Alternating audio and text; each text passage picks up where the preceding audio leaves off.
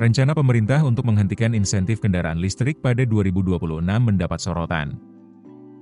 Sejumlah menilai kebijakan tersebut berpotensi berdampak luas, tidak hanya pada minat konsumen, tetapi juga pada agenda transisi energi, lingkungan, dan keberlanjutan industri otomotif nasional.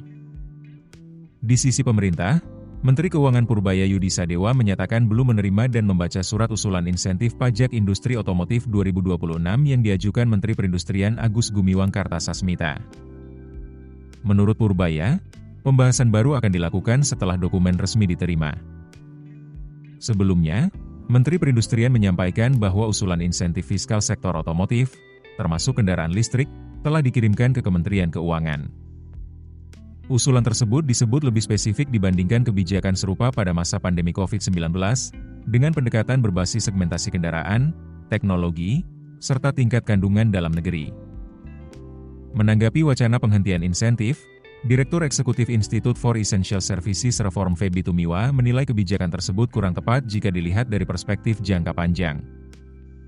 Ia menekankan bahwa nilai insentif yang dikeluarkan negara relatif kecil dibandingkan biaya ekonomi akibat kerusakan lingkungan dan dampak kesehatan dari emisi transportasi.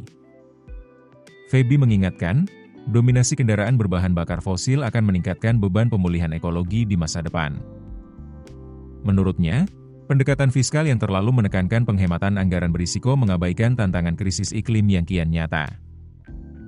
Ia juga menilai pencabutan insentif PPN 10% berpotensi mendorong lonjakan harga kendaraan listrik, yang pada akhirnya menekan minat masyarakat untuk beralih dari kendaraan konvensional. Berdasarkan catatan IESR, satu unit mobil listrik dengan jarak tempuh sekitar 20.000 km per tahun dapat mengurangi impor bahan bakar minyak hingga 1.320 liter. Selain aspek lingkungan dan energi, Feby menyoroti dampak kebijakan tersebut terhadap iklim investasi.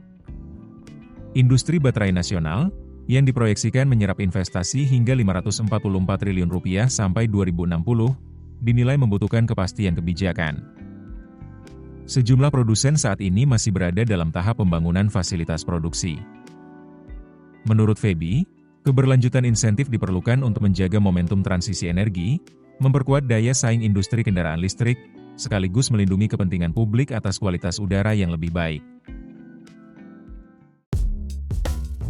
Keputusan bisnis terbaik datang dari data, bukan tebakan.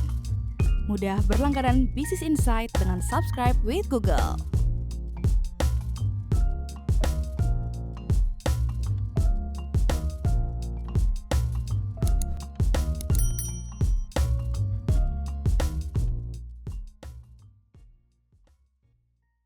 Download aplikasi Kontan sekarang di App Store atau Play Store.